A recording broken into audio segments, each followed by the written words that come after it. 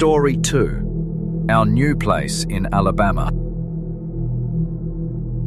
Ever catch yourself wondering, in the drizzly haze of a Pacific Northwest afternoon, if that friendly face wandering out of the mist is just a lost hiker, or the start of a game where you're not the one doing the hunting? That's the twisted hook that still yanks me awake, Alex.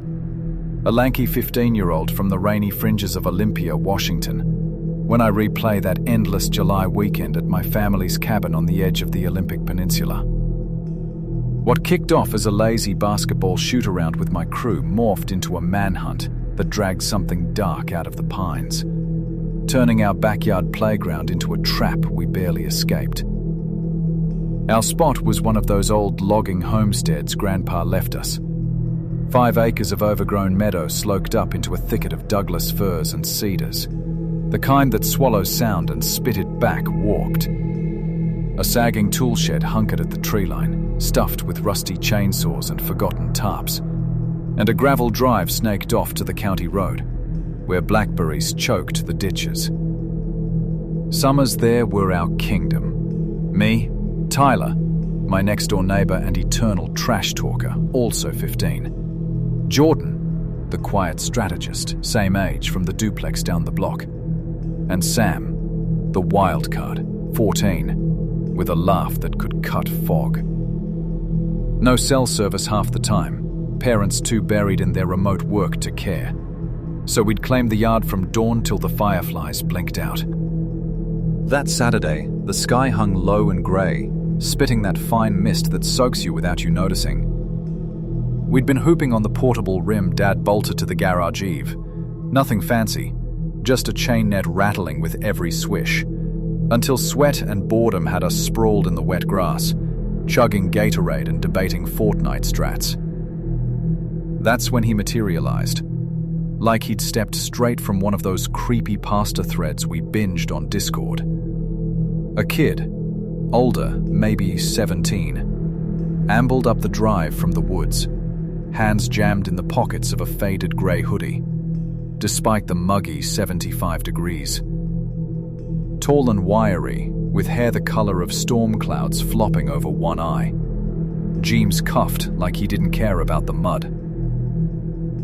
He didn't wave or hesitate, just strolled right into our circle, sneakers crunching gravel, and flashed a grin that didn't quite reach his eyes. Room for one more? Even it up, 3-on-3 sounds fair. We all froze mid-sip, Tyler's bottle hovering like he'd forgotten how to swallow.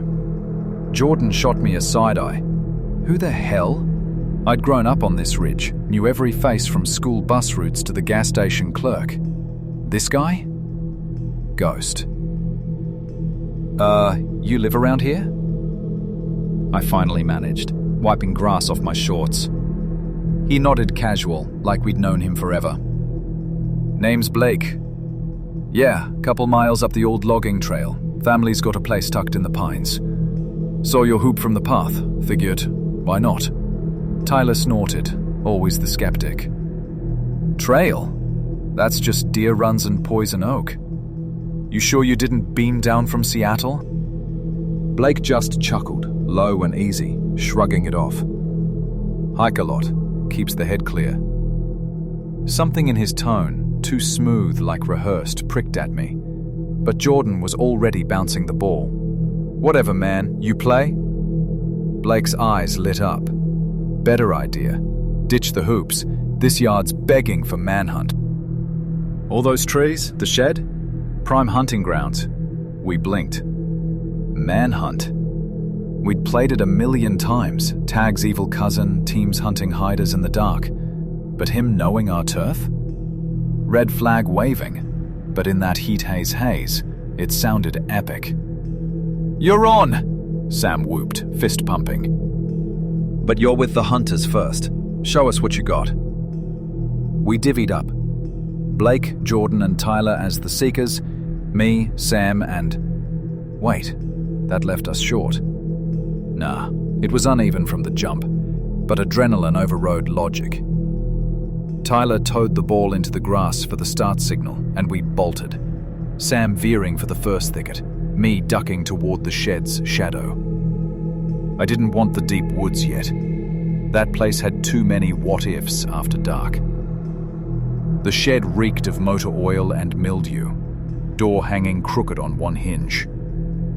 I burrowed under a stack of mildewed tarps in the corner, the canvas heavy and clammy against my skin, heart jackhammering from the thrill. Time stretched. 5 minutes, 10, like the world held its breath. No shouts, no pounding feet.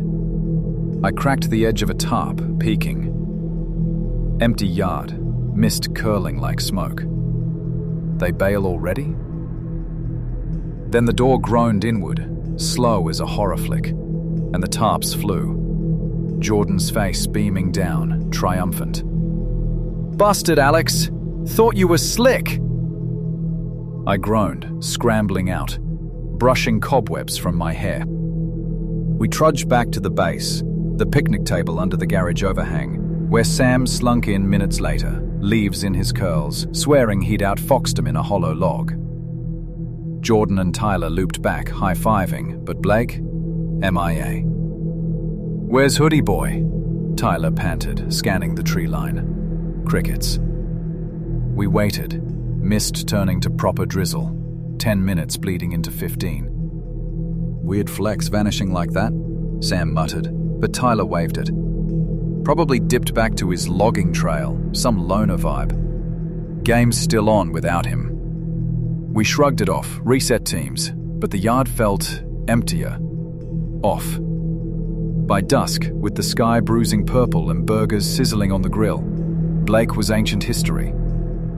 Parents rolled in from town, oblivious, and we crashed inside to Xbox marathons, the day's weirdness fading like the rain. Or so I thought. Night fell sticky and starless, thunder grumbling distant over the sound. I conked out in the loft bedroom, slanted ceilings, window framing the black silhouette of pines, scrolling memes till my eyelids drooped.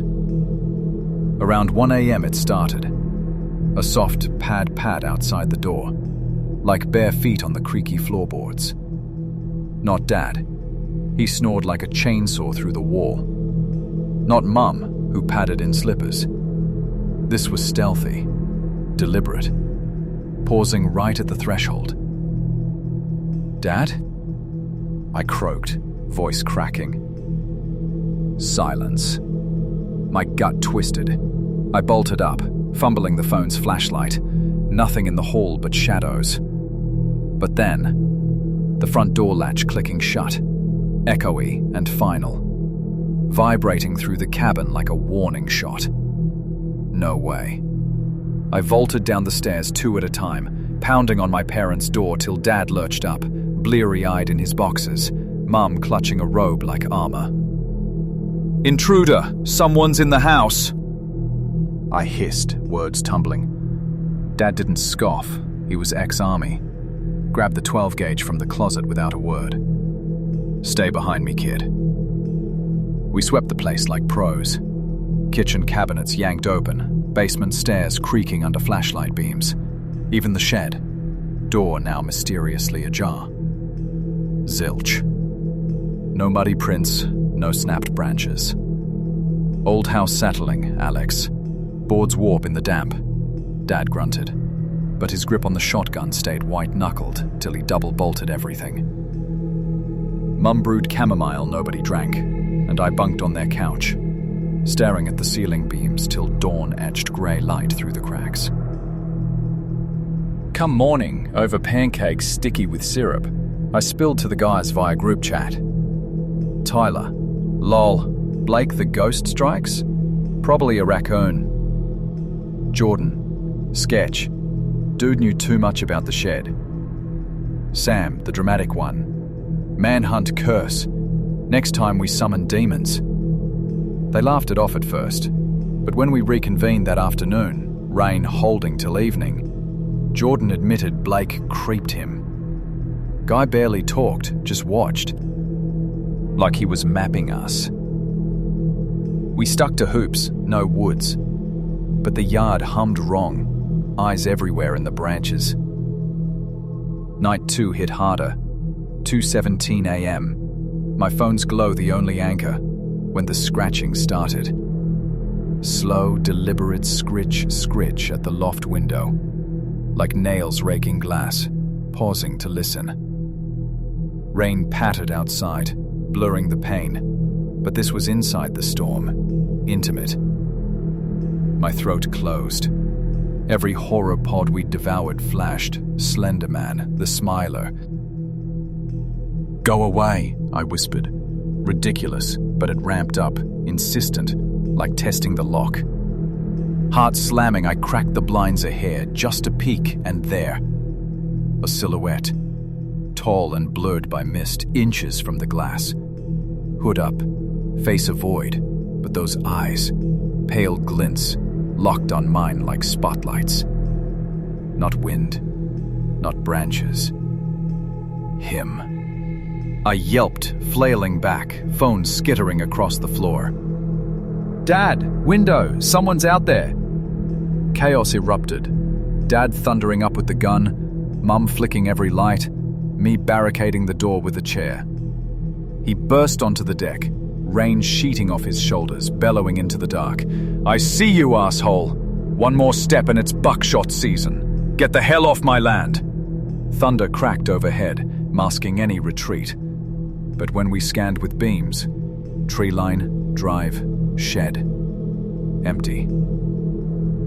Just that fine mist mocking us, and a faint whiff of wet pine on the breeze. We didn't sleep. Huddled in the living room, TV droning infomercials, Dad on watch with a thermos of black coffee, Mum murmuring about calling the sheriff come light. "That Blake kid," Dad growled, reloading absent-mindedly.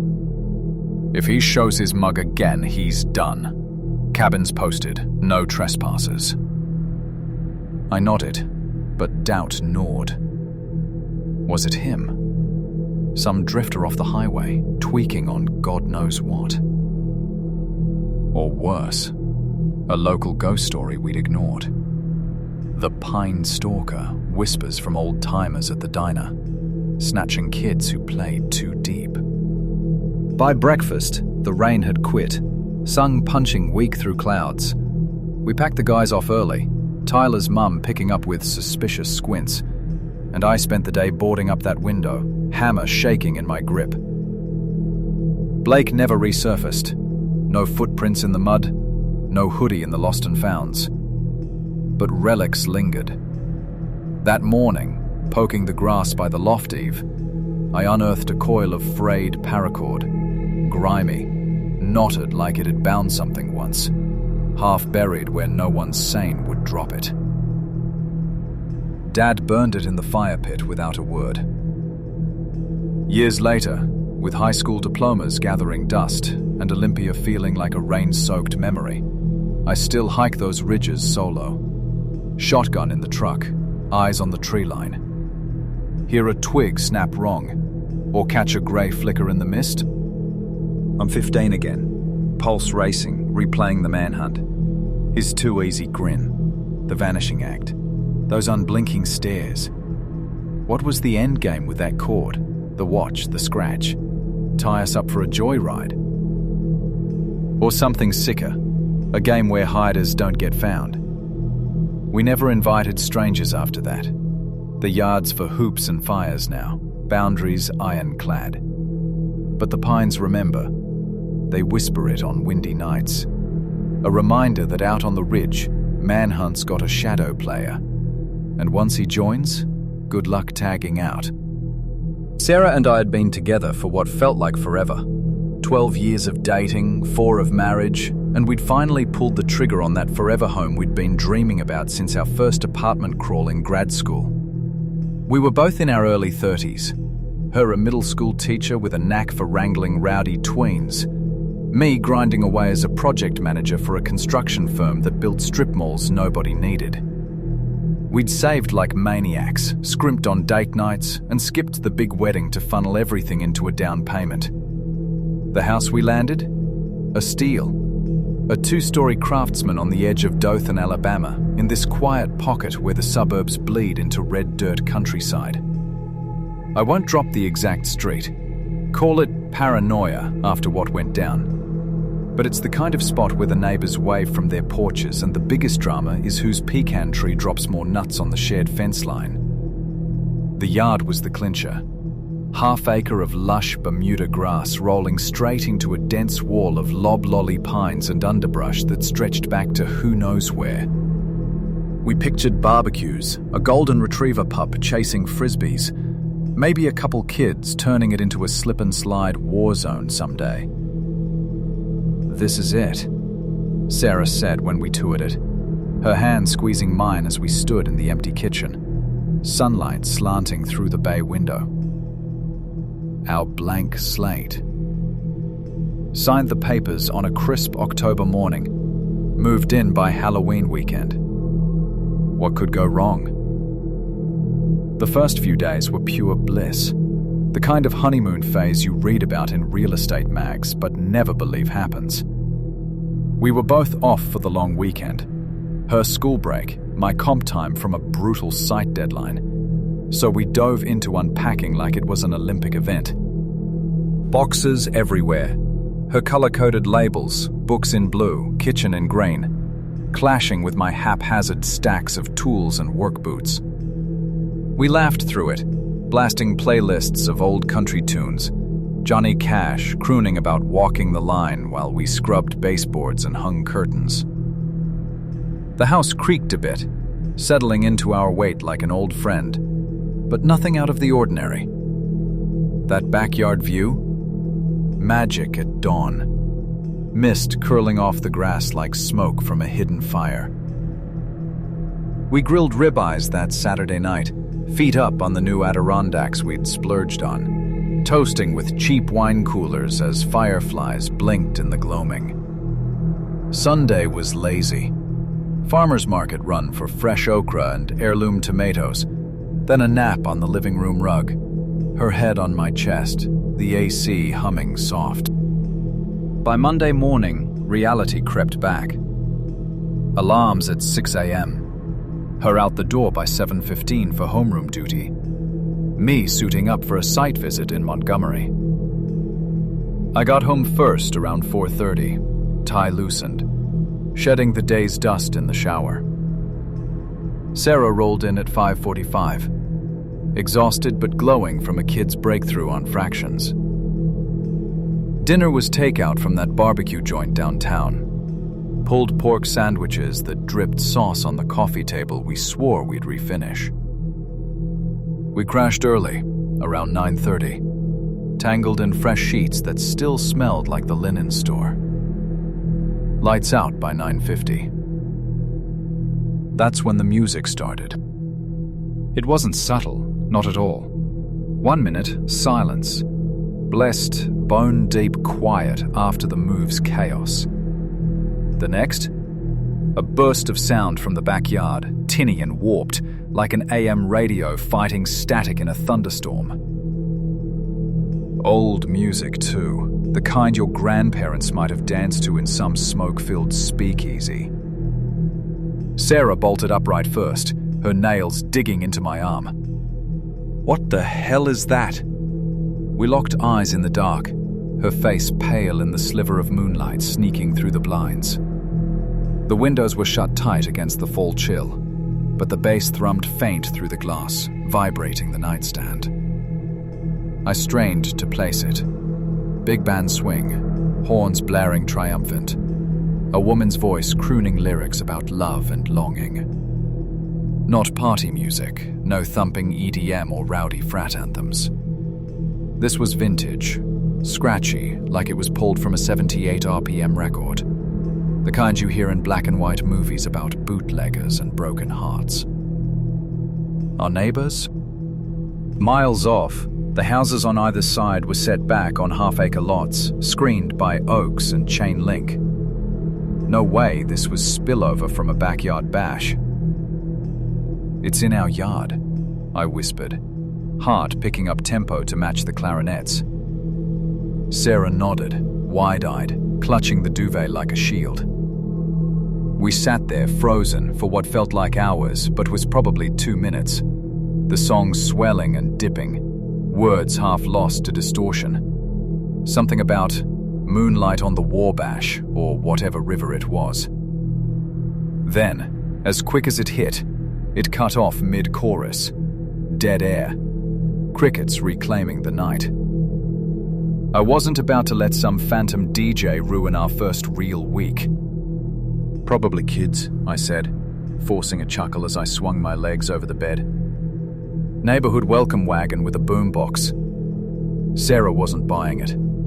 Her southern mama raised her on ghost stories from the bayous, but she nodded anyway, burrowing back under the covers. Me?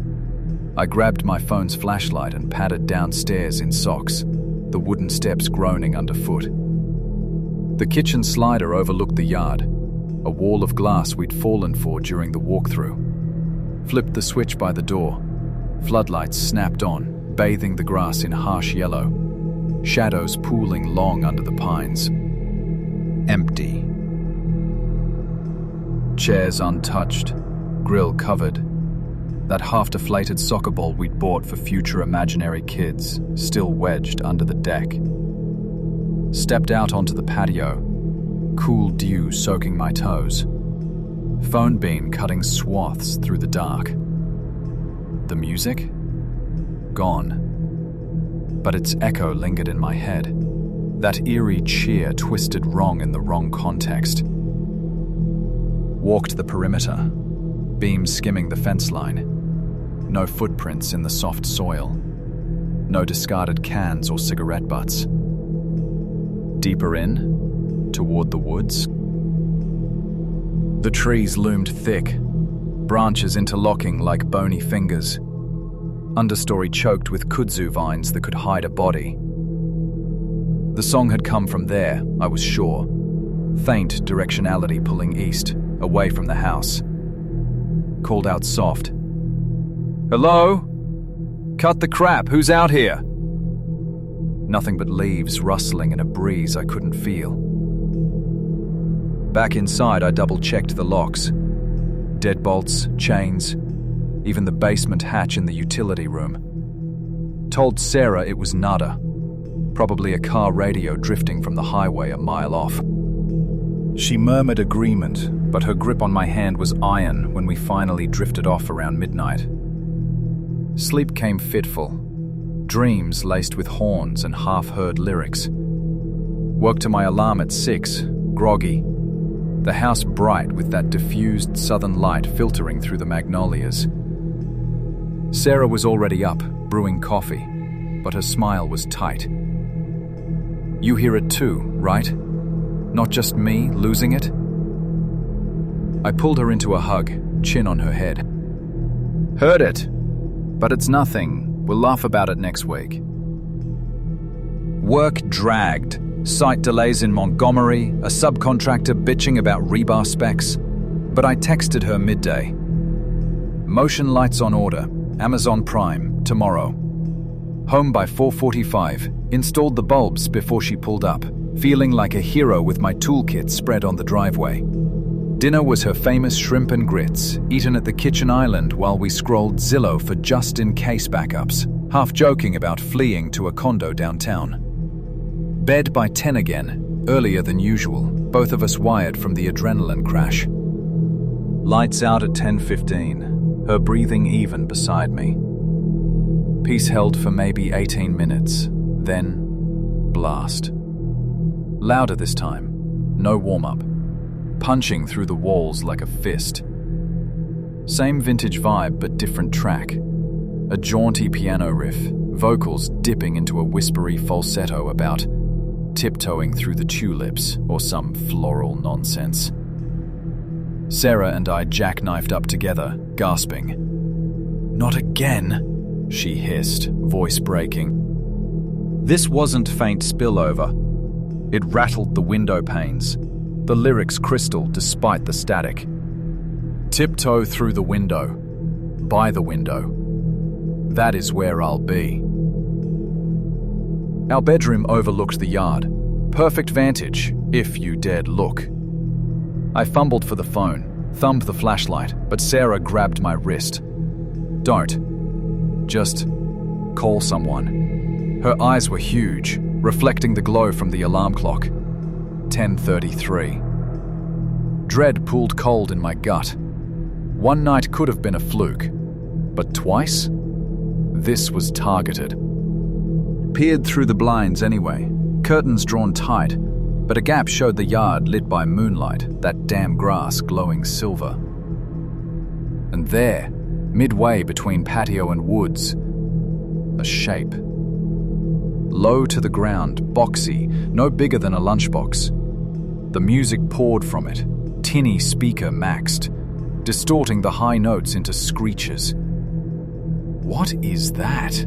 Sarah whispered, pressing against my back. I swallowed hard. "Some kind of radio. Assholes left it as a scare tactic." Disgust twisted her face, genuine worry now, not just startle. "Kids don't play like this, Matt. Not with that song." She was right.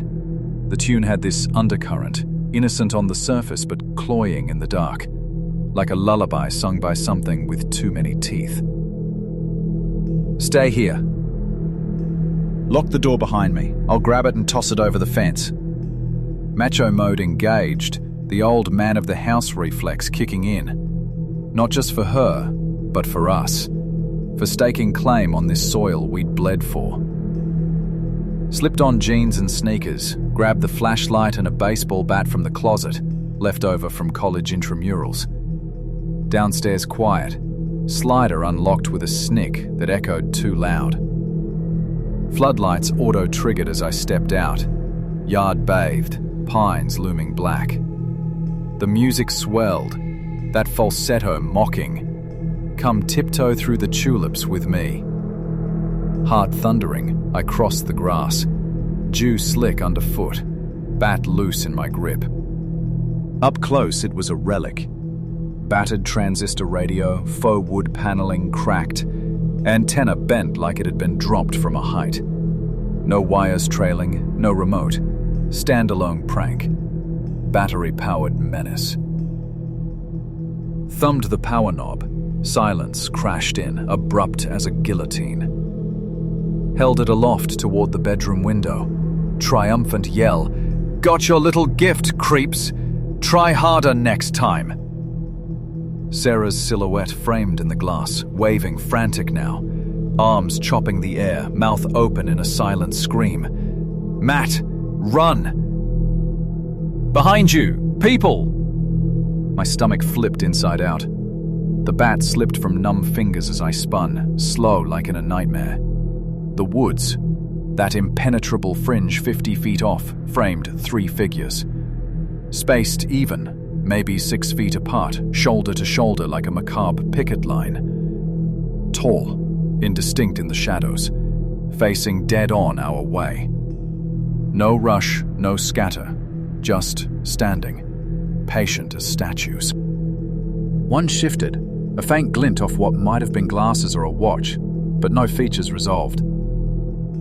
The floodlights stopped at the tree line, leaving them wraiths in negative space. "Oh, fuck," I breathed, legs igniting.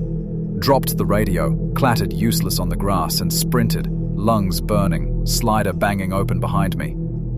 Upstairs in 3 leaps, Sarah hysterical now, tears streaking.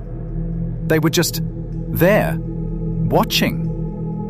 I deadbolted the bedroom door, phone all ready to ear, 911 beeping connect. "Intruders in the woods behind our house. 3 of them, won't leave. Send someone, please." Dispatcher calm as ever. "Stay inside, sir. Units en route. ETA 8 minutes. 8 minutes? Eternity. We huddled on the bed, backs to the headboard, every creak the house settling a potential footfall. Windows locked, blinds sealed, no peeking, though temptation clawed. Sarah rocked soft, murmuring prayers her grandma taught her. I gripped the bat white-knuckled, mind racing scenarios. Addicts tweaking on bath salts, local rednecks hazing city transplants. Worse, predators casing for later. The radio lay abandoned outside, a taunt. Sirens finally whined distant, swelling to a wail. Cruisers crunched gravel in the drive, doors slamming. 2 deputies, burly guy with a moustache like a broom bristle, younger woman with a ponytail, listened grave-faced in the kitchen. Sarah and I tag-teaming the tale. "Old music, that radio. It's right there." They nodded, gloved up, one scooping it careful, just the edges for prints. Outside, beams stabbed the yard, then the woodline. Flashlights dancing like fireflies on steroids. "Clear visual," the woman called back. "No movement, but we'll cruise the perimeter. Might spook 'em if they're holed up." They did. Engines idling low, spotlights sweeping for 20 minutes. Nothing. Radio bagged as evidence. "Prank material," Mustache said, but his tone said bullshit. "You'll change those locks tomorrow, and cameras, every angle." We thanked them profuse, watched taillights fade down the block.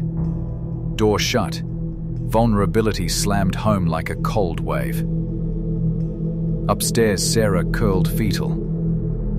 I paced till dawn, bat by the bed. No sleep. Every hoot owl a harbinger, every branch snap a step. Morning brought coffee black as tar, her eyes puffy. What if they come back? I held her, lied smooth. Won't. Cops scared him straight. But doubt festered. Work? Called in sick. Both did.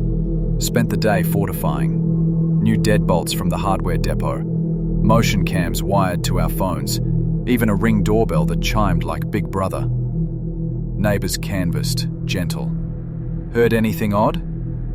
Blank stares, head shakes. One old-timer across the street squinted. Woods back there, full of hunters off-season. But music? Nah. Evening fell reluctant. We ordered pizza, ate in silence. TV droning a sitcom neither watched. Bed at 11, lights out at 11:20. Me half awake, ear tuned to the night. Silence held. One night, 2, into the week. Eerie normalcy. Work resumed grudging. I drilled the crew on safety protocols like it was therapy. Sarah graded papers with the blinds half drawn, jumping at shadows. The radio? Cops called Friday. No prints. Cheap import from a dollar store. Dead end. Kids likely, they said. But we knew better. That spacing, the watchfulness. Weeks blurred. Thanksgiving turkey charred on one side. We laughed brittle. Christmas lights strung defiant. No encore. The woods stayed woods, squirrels chattering, deer prints in the mud come spring. We got the dog, a goofy lab named Boone, who patrols the yard like a furry sentinel. Kids? Still a maybe. But the yard's alive with his romps.